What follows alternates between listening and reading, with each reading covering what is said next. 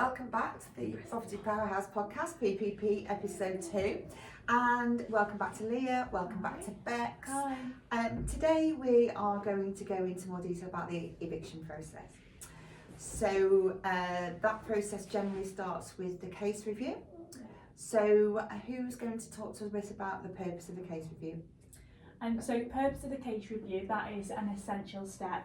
So the way the case review works, we will review all of the landlord's tenancy documents. So all of the essential and mandatory documents that a landlord needs in place to serve notice, we will go through that. If there's any issues with the paperwork or any checks that need to be put in place prior to serving notice, then we will provide the landlord or agent with a breakdown on exactly what needs to be done before we can take that case on for that formal instruction. And the way we work with our case reviews, we review the case as though that case is going to court.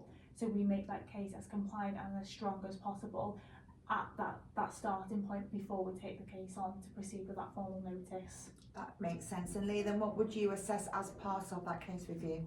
So as part of the case review, we'll go right back from the commencement of the tenancy. So the first thing we'll look at is the tenancy agreements. We'll look at all renewals, original, and ensure that all the correct information's in there. We'd then move on to looking at your deposit information, that be deposit certificate, prescribed information, your tenancy terms and conditions. And then from there, we'll look at going into your rent statement, ensuring that if there is rent arrears, everything's correct, and ensuring the rent increases have been put in place at the correct time. And then we'll look at if you are coming to us with an already served notice, ensuring that your section 21 or section 8 notice is legally sound. And then we'll go into your typical tenancy documents, so things such as your gas certificates for each year of the tenancy, your EPCs, make sure they're all okay and at the right rating, and then ensuring that all the how to rent guides have been served correctly. And then we finish that off with ensuring that your HMO licence or landlord licence is in place if it's applicable to you. Gosh, that sounds like quite a long process. and And if I'm missing tenancy documents, do I still need a case review? Yeah, absolutely. We'd always recommend that. And some landlords will come to us and say, well, I just want you to serve the section 21, you know, you can get that online. And yeah, you can get that online, but if that's served wrong or you've not got your paperwork in place, then you're going to end up with issues later on down the line. So it's even more important if you are missing documents or you are missing tenancy agreements for you to have that case review done so we can advise exactly what needs to happen before we proceed forward. It sounds like actually quite a good process. So if I'm a landlord, well, I'm a landlord, so for some of my tenants that have been in for years, actually for me to do a regular case review, maybe just to make sure I've got everything in place in case I ever do need to take action. Is that a service that you would offer to landlords? I think if you're going to look at that, I would recommend our landlord compliance audit. So that is essentially an audit of a landlord's all the tenancy documents to ensure that everything's in place and give them their peace of mind. And they're for landlords who aren't initially going to go down the eviction process, but you know they want to ensure that they're legally sound. But in the future, if anything does come, we can then say that you were certified by Legal4Landlords that everything was in place and you know you've been as compliant as possible. That's great. And then if a landlord does have missing documents, then we can help them to make sure that everything's put in place, can we? Exactly, yeah. So if anything is missing, we can then provide you with instructions and recommendations on what to do. And especially, for example, if you're missing a gas certificate, we have a link with contractors who can actually arrange that with your tenant directly, with your agent or with yourself to gain that access and get those documents that are missing. Okay, amazing. And then, so we've done the case review, yeah. And then the next step then would be the pre-court letter. Yeah, so if there's rent arrears, so if the landlord has tried to work with the tenant, you know, usual correspondence, email, they may have sent their own letters and they're not getting anywhere, the tenant's not corresponding, they've not paid the rent arrears, but they've only just missed the first payment, so we're not at, you know, high level rent arrears, we're not at the 2 months outstanding that you would need to serve a mandatory notice. We would serve a pre-court letter, so that would give them 7 days to settle. It would highlight exactly what's outstanding, and even sometimes when the landlord or managing agent has, you know, sent the correspondence, they try to work with the tenant. With that coming from a third-party company like ourselves, it can make the tenant sometimes take that a little bit more serious. It can prompt a response, and we're not saying that we're going to, you know, jump straight in with legal action, but if that prompts a response from the tenant, then the landlord and tenant can work together and hopefully resolve things before it gets to your official notice or Yeah. court. And it's sometimes, you know, the tenant's lost a job or they're in between jobs, and it is things that can be resolved between the landlord and tenant. We just need the tenant to communicate. Yeah, I suppose that's a key, isn't it? Communication, that as long as the tenant lets us know what's happening, Exactly. then we can mediate between the tenant and landlord then. So that's obviously the ideal scenario, that the tenant phones us when they get the letter, but Yeah. what happens if we're working with the landlord and the tenant just ignores the letter? They decide they're going to throw it in the bin and just take no notice of it. I would say at that point we would then liaise with the landlord and advise them to escalate matters further, whether that be through Section 8 or Section 21 notices, and get them to serve that notice as quick as possible so that they can resolve that matter as amicably as possible, and then go from there really. So as a landlord, it can be quite overwhelming, quite confusing in terms of what notices do I need to serve. Is there a combination of notices that's the best combination, or how would you decide what to recommend to the landlord? So you've got two notices when it comes to residential eviction. So you've got your Section 8 notice. So Section 8 is typically used when the tenant's breached the contract, and your Section 21 is what we now know as a no-fault eviction. So if the landlord's priority is possession of the property, tenant's not breached the contract, then we'd go down the route of a Section 21 notice, which is a 2-month notice period. Now that can be served in line with the end of the fixed term, or at any point during a periodic stage if the landlord is compliant and has the paperwork. Whereas your Section 8 notice, so you've got 17 grounds on the Section 8, 1 to 8 being mandatory grounds, and 9 to 17 being discretionary grounds. So they are, I would say 90% of the cases that we deal with are rent arrears, and rent arrears over 2 months. So if a landlord approached us and the rent arrears are just over 2 months, and we're in a periodic stage, we've got a really compliant landlord, then we would recommend serving both the 8 and 21. And that's if the tenant did, for example, clear the arrears under 2 months, meaning that notice goes to a discretionary notice, and the landlord's got the Section 21 to fall back on if the tenant did fail to vacate and the landlord did still want possession of the property. Okay, so for a landlord who Leah's not familiar with the terminology mandatory and discretionary, what's the difference between the two, and what's an example of one of each maybe? So for a mandatory ground, like Rebecca said, it is with regards to rent arrears over 2 months, and that essentially means that if the case does proceed to court, the courts will be mandated and they'll view that as a serious breach, so they'll be obligated to award that landlord possession, purely on the basis that the tenant has breached that tenancy. Discretionary grounds gives the courts a lot more leeway, and you have to have a lot of evidence to put against the tenant to essentially ensure that possession will be awarded, and that'll be things such as antisocial behaviour, property needs to be demolished, or neglectful or subletting. So from there you'll have to have evidence to support your claim, compared to if the tenant was in rent arrears of 2 months or over. Okay, that's great. And what sort of evidence do you need to support the notices? So with discretionary Section 8 notices, they are very much relying on the evidence that we supply to court. So for example, if, a case that we've had recently is subletting. So we obtained a statement from the managing agent. So the managing agent went to the property to do a routine inspection. The people in the property were not the tenants. This has been the same managing agent for years, so they clearly know, and they said, oh no, we have a contract with the person who's actually the original tenant. So we got the statement from the agent, we actually got a copy of the agreement between the subletter and the main tenant, and the property was actually also advertised on Airbnb. So we managed to get all of that evidence. Now to us, although that's discretionary grounds, that is a real solid case. Yeah. So we would enclose the evidence with the Section 8 notice to the tenant, and then that would proceed to court stage. But we have some cases where, for example, a neighbour's complained about noise, but we have no evidence. Yeah. Now, unfortunately, if we was to take a case to court saying that, grounds 14, nuisance to neighbours, but we have no evidence, the court are very likely to dismiss that case because we don't have the evidence to support it. So for a landlord paying quite a lot of money to take the case to court, and especially in the London area where they could be waiting 6 months just to get to the hearing for the case to be dismissed, we don't recommend that. Yes, I suppose the value to a landlord of speaking to us before they decide what they're going to do next is that you've got the experience and the knowledge of, well, actually, what is good evidence and what's less Exactly. strong evidence. So Yeah. that's going to be useful. So we can serve both notices at the same time. Yeah, as long as the landlord's in position to, case by case. But yes, you know, it's recommended and it does make the case much stronger in some cases. So I know there's been lots of talk about Section 21 with the renters' rights. So just to clarify, do I need a reason to evict a tenant with a Section 21? So no, you don't need a reason. As long as you've got your paperwork, you're either coming to the end of the fixed term and that notice is served in line with that fixed term, or you're in the periodic stage. No, you don't need a reason to serve a Section 21.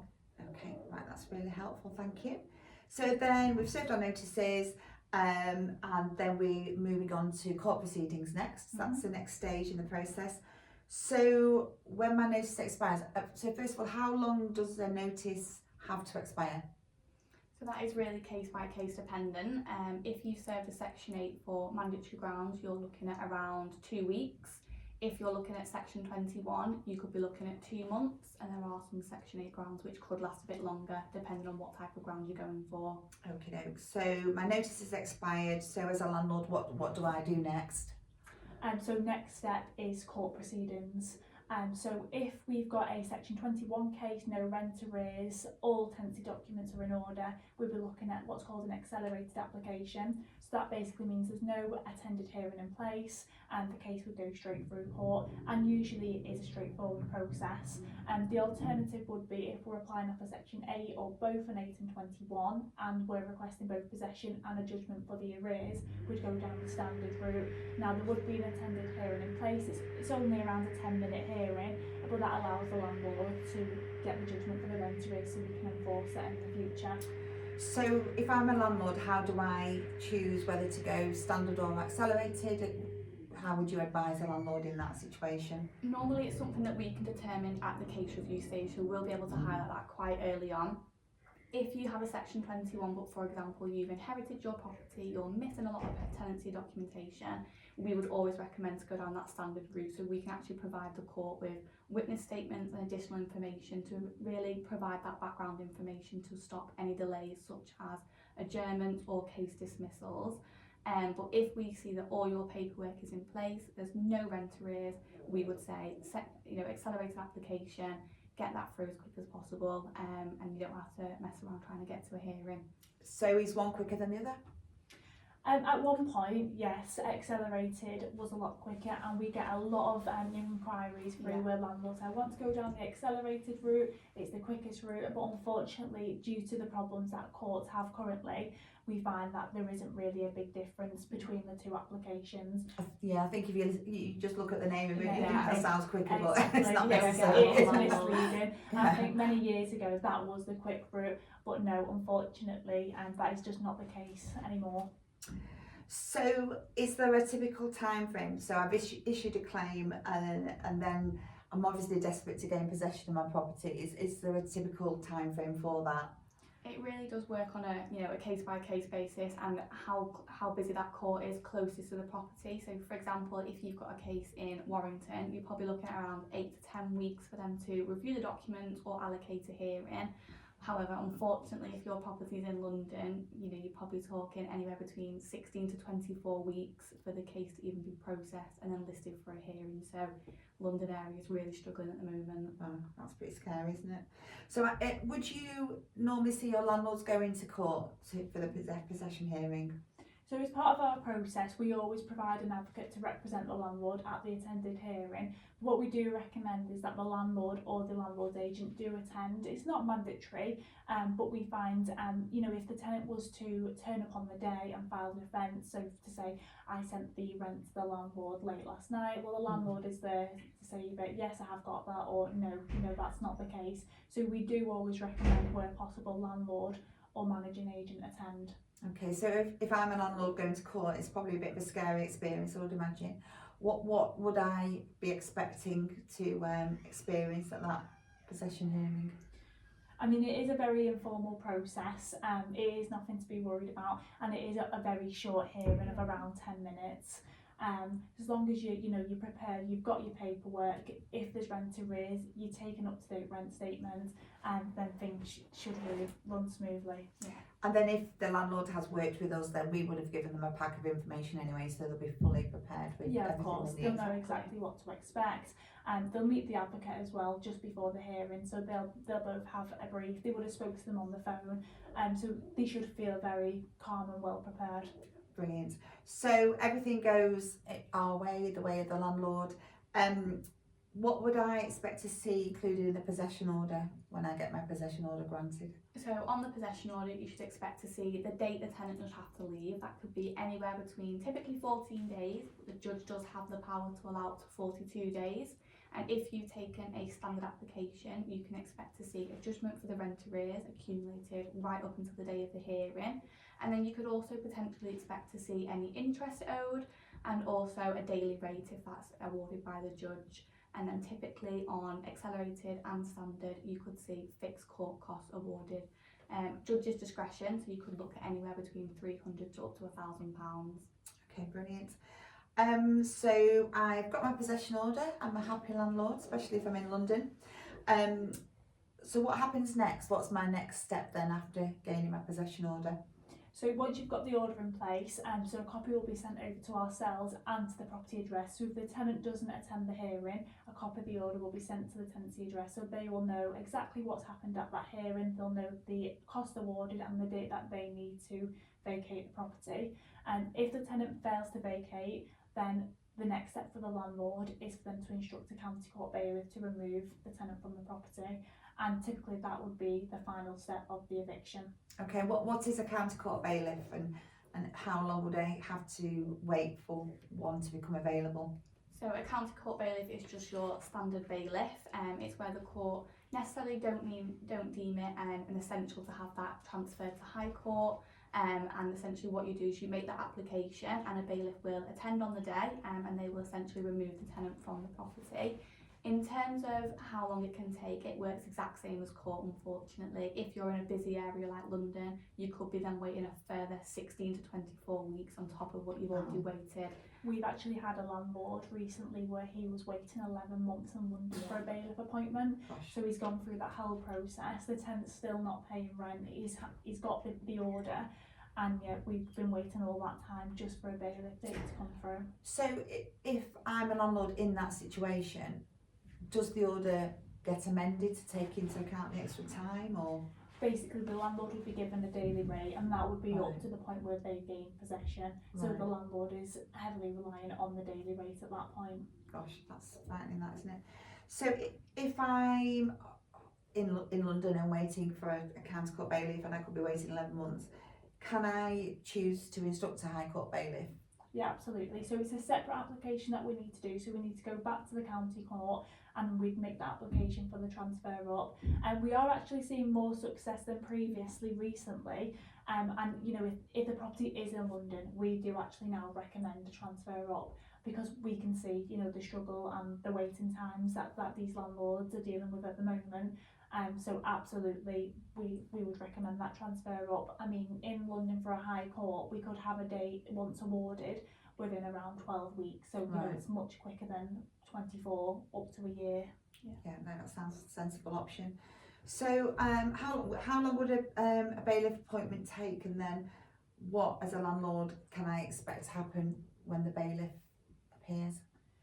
So we'd usually be notified in advance. So we'd be notified in advance of the appointment, as with the tenant. With ourselves at Legal for Landlords, we give our landlords the option for them to not attend. Usually, you know, it's been quite a stressful situation, and the relationship with the tenant may not be the best. So we give them the option for us to arrange a locksmith and a contractor to do the checkout and report of the property.